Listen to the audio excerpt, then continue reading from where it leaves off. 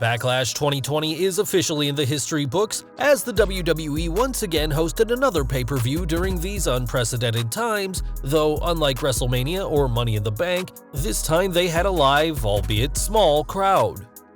On the kickoff show, United States Champion Apollo Crews retained his title against Andrade thanks to interference by Kevin Owens, who had been providing commentary. With the kickoff over, the company opened Backlash with a promo for the greatest wrestling match ever, complete with music from The Greatest Showman, before the triple threat opener for the WWE's Women's Tag Team titles. In an entertaining opener that saw all three teams compete at the same time, it was the champs who retained their gold after the Boss pinned Peyton Royce following Twisted Bliss. In the Battle of SmackDown's mid-card, Jeff Hardy took on Sheamus, and although the appointed crowd gave Hardy a chant that sounded more like a cult, that wasn't enough for the charismatic Enigma. In a finish matching Jeff's very real past, it was Hardy's high-risk personality that cost him, as a dive from the barricade saw the former world champion met with a brogue kick, and a decisive 3 count for Sheamus.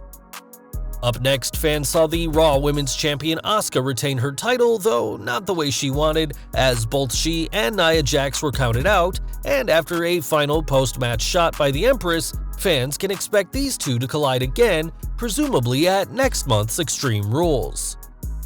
Before the next match could even start, The Miz and John Morrison presented their new music video all about Braun Strowman, where they claimed that Strowman used to wet the bed, smelled like cheese, and they even claimed the monster among men wore Crocs. Angered at being accused of such a fashion faux pas, Strowman was in a physical mood, and after the Dirt Sheet duo were informed that only one of them could be Universal Champion, this proved to be crucial in the final moments of the match. After Miz broke up Morrison's pin, this gave Strowman enough time to recover and get the win, and whilst Otis had teased cashing in Money in the Bank earlier that night, Braun Strowman walked out of Backlash still Universal Champion. Before the next match, fans got a special appearance from the brand new Intercontinental Champion AJ Styles, who promised a special celebration on this Friday's edition of SmackDown on Fox. Back in the ring, the WWE Championship was on the line and the challenger Bobby Lashley got an extra advantage, locking in the full Nelson on Drew McIntyre before the match even began. Ever the fighting champion, McIntyre agreed to the match, though a nasty-looking takedown outside the ring that looked more like Lashley dropped Drew on his head and neck certainly had fans questioning why WWE would keep the botch in the pre-taped pay-per-view. A spear countered into a Kimura lock gave fans a reminder of who McIntyre defeated to win the title in the first place, and whilst Drew may have retained the gold following a distraction from Lana, we doubt this feud is anywhere from over. In our penultimate contest, the Raw Tag Team Championships were set to be defended between the Street Profits and the Viking Raiders, and whilst the match was a late-minute addition, the company once again used cinematic filming for the contest. Starting in the parking lot where Braun Strowman's car was trashed once again, the brawl saw everything from axes and shields to golf clubs to even a bowling ball be used.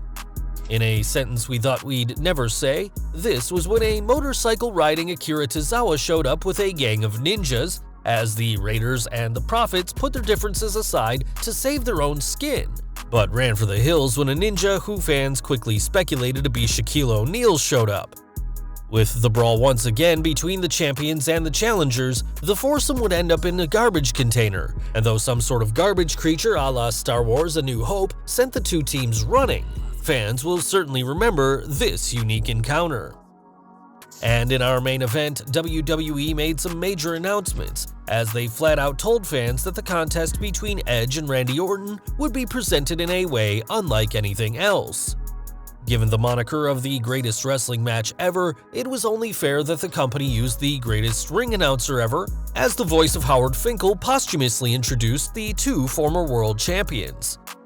The old-school theme continued with senior referee Charles Robinson dressed in the classic official attire of blue shirt and bow tie, and a piped-in crowd provided a much grander feel to the event.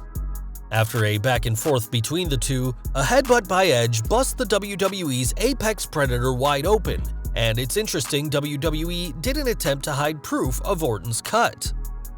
Targeting the neck of Edge was a particularly brutal idea that the company used, but as the match continued, fans online started to turn on the main event, criticizing it as too long, much like their encounter at WrestleMania. As part of their unique showcase, the WWE also used unique camera angles, including ones situated on turnbuckles, which saw the duo kick out of plenty of finishers, even the moves of other stars like Christian's Unprettier, Triple H's Pedigree, and even the Brahma Bull's Rock Bottom.